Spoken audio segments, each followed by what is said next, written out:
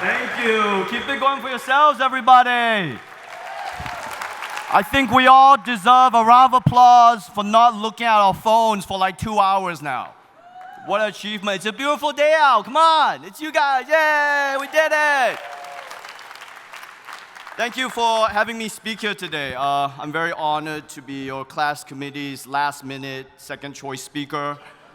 I don't know who canceled. I've been trying to find out all week. But I guess I'm on the short list of people who's within Amtrak distance and not in the Epstein files. I understand it was down to me and Baby Yoda. And I think that guy's doing press right now, so you're stuck with me. Someone who couldn't get into this college, much less graduate from it. And by the way, on that topic, before we go any further, do I get a degree for this shit or what? Because I was Googling it and people were getting degrees and I don't know, is that just like a commencement speech thing? Is this like different to that? This is class day. I guess this is like the Gobi tent to the Coachella main stage. All right. Degrees of our headliners, right, Dean? All right. My mom actually came from Singapore just to watch this because she thinks I'm graduating from Harvard. So she's right in the front row. So I don't know, can someone on stage just hand me a piece of paper or something? A scroll, Dean, yeah, thank you. Thank you. I don't know, maybe someone here can give me the art history degree. Trust me, you're not gonna need it. Seriously, I had Netflix specials, I had movie premieres, I host a daily show. My mom didn't come for any of that. I tell her I'm at Harvard and she gets on the first flight over. In fact, my sister also came, and she only came because I told her Conan O'Brien was giving the commencement speech. That's the power of this institution that you guys are graduating from. It'll make Asians do anything. Up to and including voting against affirmative action. So congratulations to all of you. Again. Yeah. Congratulations on being the last generation of Harvard grads with straight A's. You're telling me for the last 200 years or whatever the fuck, everyone at Harvard was a bunch of dumbasses with inflated grades and nobody noticed. I don't know what's dumber, that all your grades have been inflated, or that the professors here just voted to stop inflating your grades. Do you know how stupid that is? You do realize the more A's you hand out, the better everyone looks. I can't believe I have to explain this to you guys. Didn't you guys go to Harvard?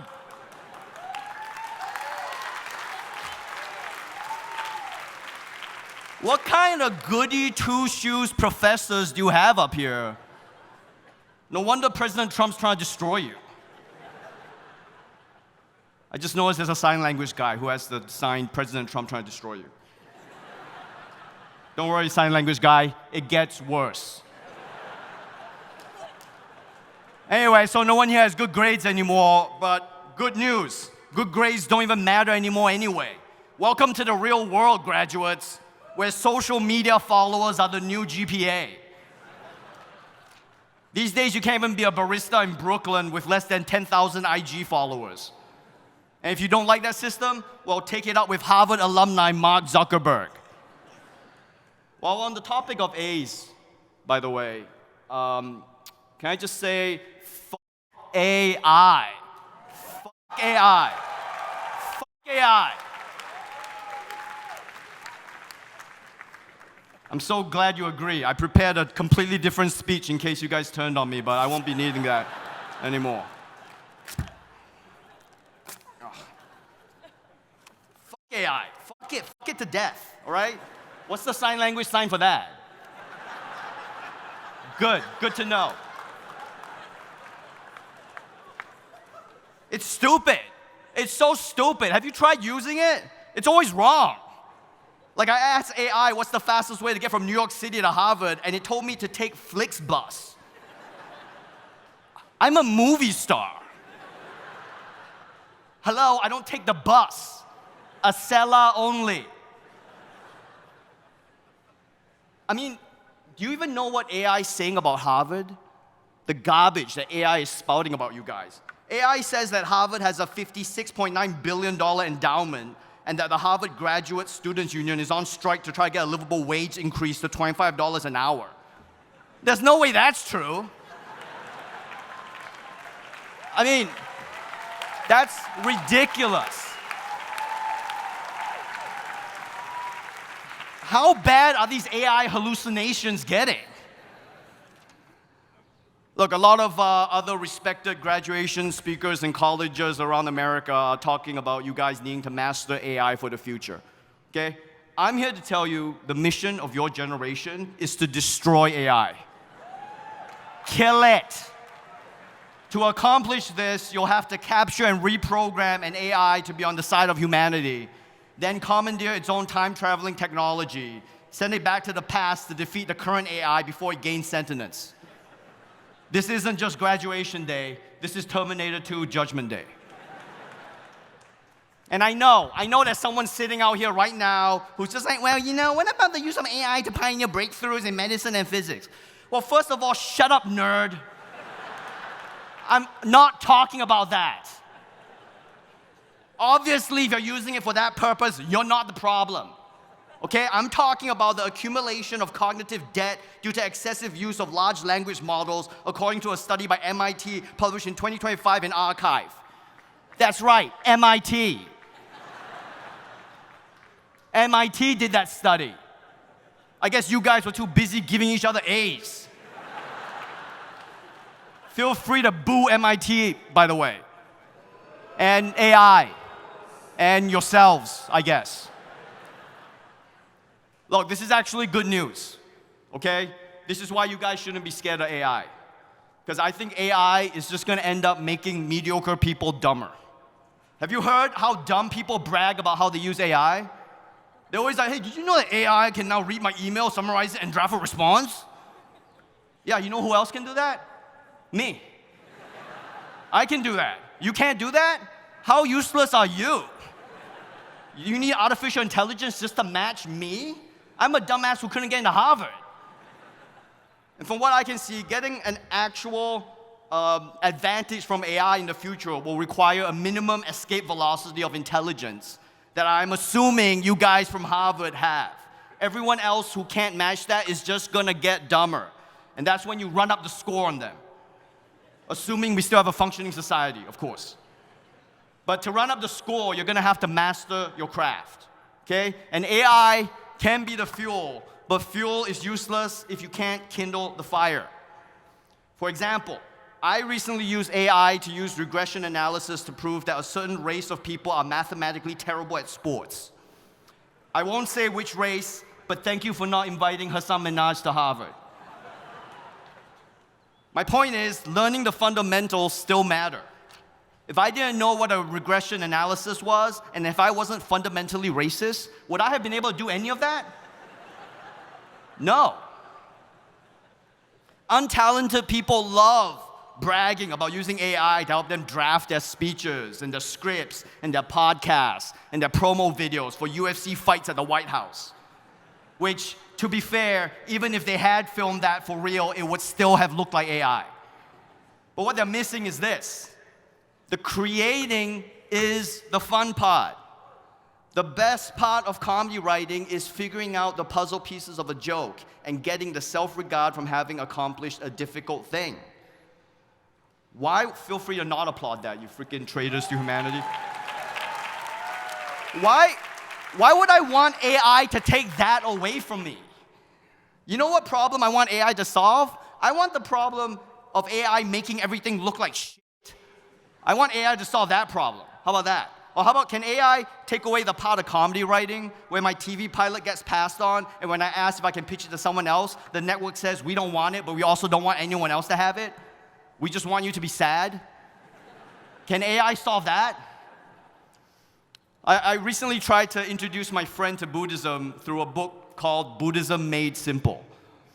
It was literally a book about Buddhism made simple.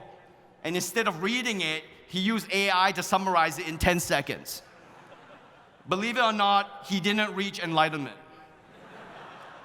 Turns out speedrunning Buddhism is completely missing the point. And I know this platitude is almost worthy of AI, but the reason shortcuts to skip to the end aren't always good is because the journey isn't just how we acquire skills. The journey is the point of all this. It is.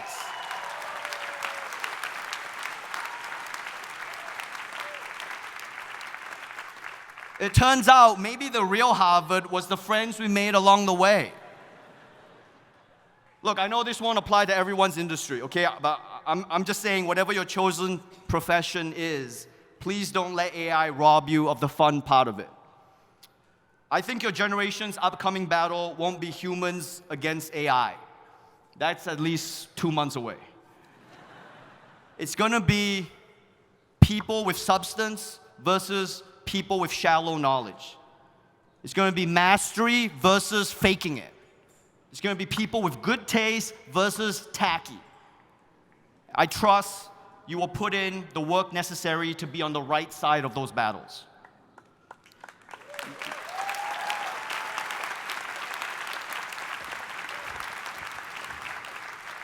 And anytime you want to hand that degree over, Dean, that'd be really nice. Now, you might be worried about the job market you're entering, but don't worry. There are jobs now that exist that we couldn't have imagined when I graduated. And it's going to be the same for you. For example, when I graduated 17 years ago, I didn't know posting photos of my feet could be a full-time job. And in another 17 years, it might be the only job. So let me try to speak your language here, okay? Because I know you guys low-key see me as some cooked unk now. But good, I am an unk. I am an unk. Listen to the unk. Here's the unk fire advice portion of this speech. Make sure your offline world is better than your online one.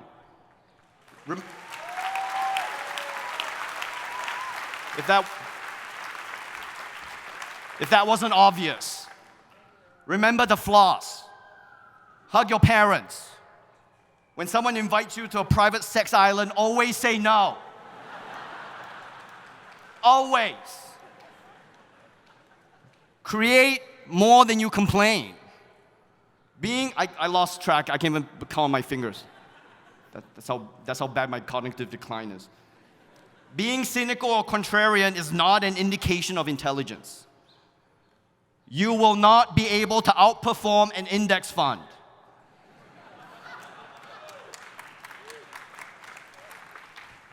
Make your mistakes. I want you guys to look to your left and look to your right now. Remember these faces. Some of you will be evil.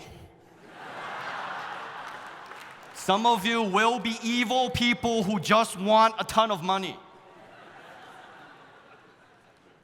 I just turned 40. Let me tell you, money isn't everything. It's only good for buying comfort, necessities, peace of mind, and self-worth. But guess what? Making money is easy in America. It's easy. You can tell dick jokes on TV. You can run a crypto scam. You can storm the Capitol and get a payout from the government.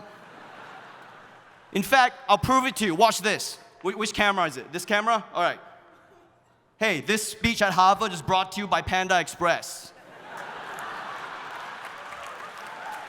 Panda Express, have you eaten yet? You see that?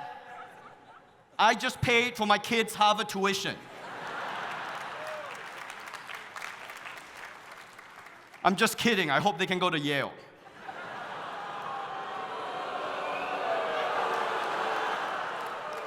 My point is, shut up. My point is, you guys are in the same gang anyway. What are you booing for? You're gonna take over Paramount and fire everybody. My point is, it's too real. It was too real. Sorry, Dean. My point is, money is like too easy for you guys. We say this to kids all the time. You can be anything you want. You guys are from Harvard. You actually can do anything you want. You can be anything you want.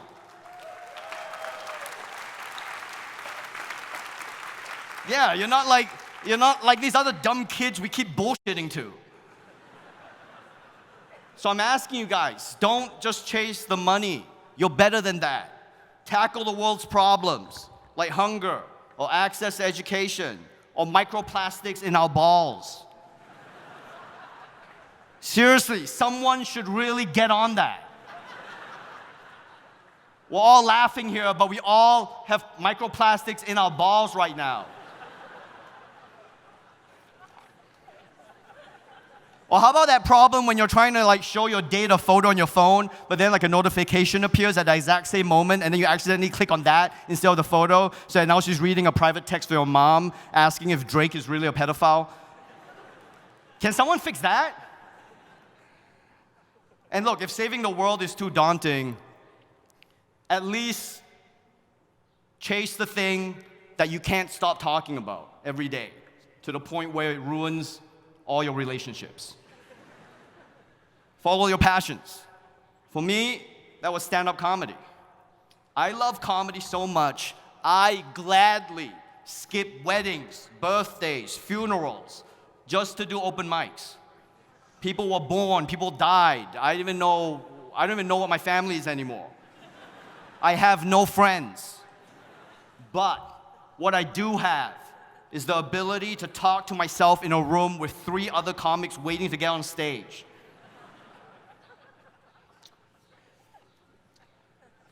What I'm saying is, when you have clarity of purpose and you're doing something you love, every day can be a joy, and that joy can spread to others. And if you don't find something that makes you happy that also helps others, remember, you can always just work for McKinsey. Work for McKinsey. Go do it. What's that? You can increase profits by firing people? Wow, what a genius move.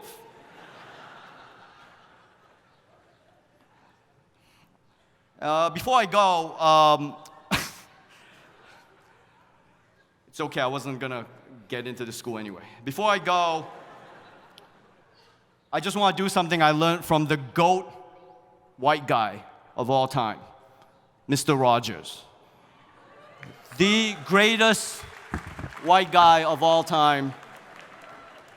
When he was accepting an Emmy Award in 1776, this is what he did.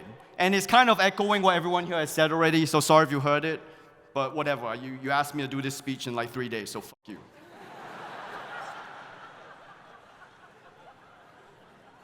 We're all here because someone believed in us.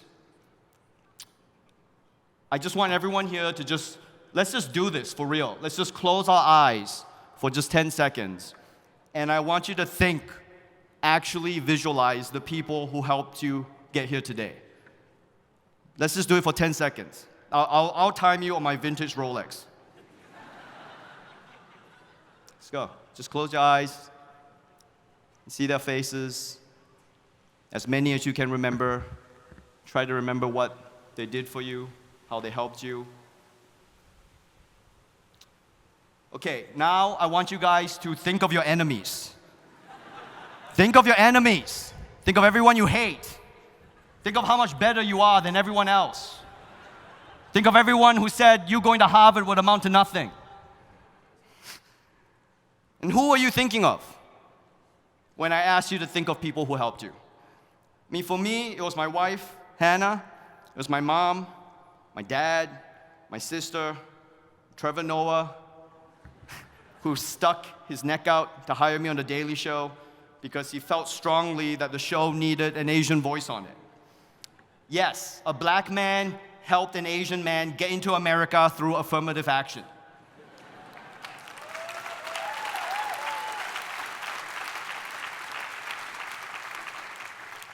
And through our satire and 7 years of speaking truth to power, we helped Donald Trump get elected. Twice. Whoops. Good luck with that. But remember just how you felt when you were thinking of the people who helped you. And now it's time for you to go out there and be a person who someone else thinks of fondly as having helped them. Because